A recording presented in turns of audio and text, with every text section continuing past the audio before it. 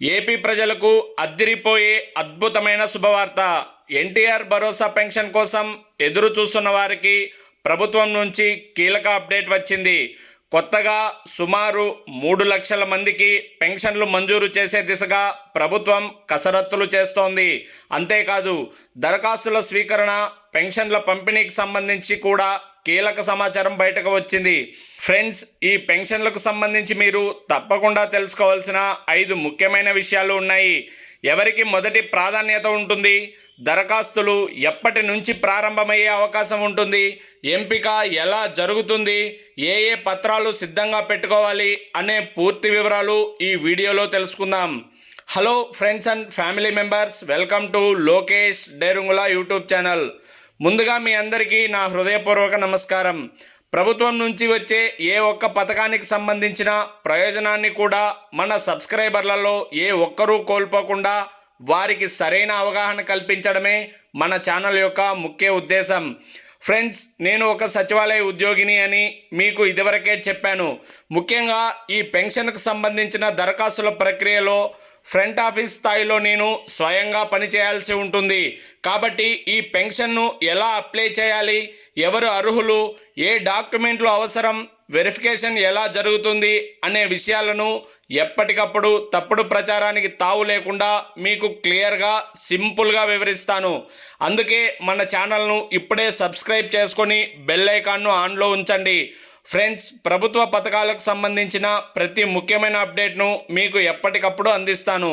ఇక అసలు విషయానికి వెళ్దాం. ఫ్రెండ్స్, మొదటి విషయం, సుమారు 3 లక్షల మందికి కొత్త పెన్షన్లు. ఎన్టీఆర్ భరోసా పథకం కింద కొత్తగా సుమారు 3 లక్షల మందికి సామాజిక భద్రతా పెన్షన్లు ఇవ్వాలని ప్రభుత్వం నిర్ణయించినట్లు తాజా సమాచారం. రెండో విషయం, ఫ్రెండ్స్, దరఖాస్తులు ఎప్పుడు? ప్రస్తుతం అందుతున్న సమాచారం ప్రకారం సెప్టెంబర్ 2వ వారం నుంచే కొత్త పెన్షన్ల దరఖాస్తులు స్వీకరించే అవకాశం ఉంది. అయితే తుది తేదీని ప్రభుత్వం అధికారికంగా ప్రకటించాల్సి ఉంది. మూడో విషయం, మొదటి ప్రాధాన్యత ఎవరికి? మొదటి విడతలో వితంతువులు, వృద్ధులకు ప్రాధాన్యత ఇచ్చేలా కార్యాచరణ రూపొందిస్తున్నట్లు సమాచారం. వితంతువులలో సుమారు 1,50,000 మందికి పైగా అర్హులు ఉండవచ్చని ప్రాథమికంగా అంచనా వేస్తున్నారు. ఇది తుది సంఖ్య కాదు, దరఖాస్తు వెరిఫికేషన్ తర్వాత మారే అవకాశం ఉంటుంది. ఇక నాలుగో విషయం, వెరిఫికేషన్. పెన్షన్ అర్హతను ప్రభుత్వం నిర్దేశించిన నిబంధనల ప్రకారం పరిశీలించనున్నారు. సమగ్ర కుటుంబ సర్వే వివరాల ప్రకారం ప్రాథమికంగా పరిగణించే అవకాశం ఉంది. కాబట్టి అర్హత ఉన్నవారు ప్రభుత్వం ప్రకటించే మార్గదర్శకాలను తప్పకుండా పాటించాలి. ఐదో విషయం, పెన్షన్ ఎప్పుడు? దరఖాస్తులు స్వీకరించి అర్హత పరిశీలన పూర్తయిన తరువాత అక్టోబర్ నుంచి పెన్షన్ల పంపిణీ ప్రారంభించేలా ప్రణాళిక ఉన్నట్లు సమాచారం. అయితే దీనిపై కూడా ప్రభుత్వం నుంచి అధికారికంగా ప్రకటించే తేదీనే తుది తేదీగా పరిగణించాలి.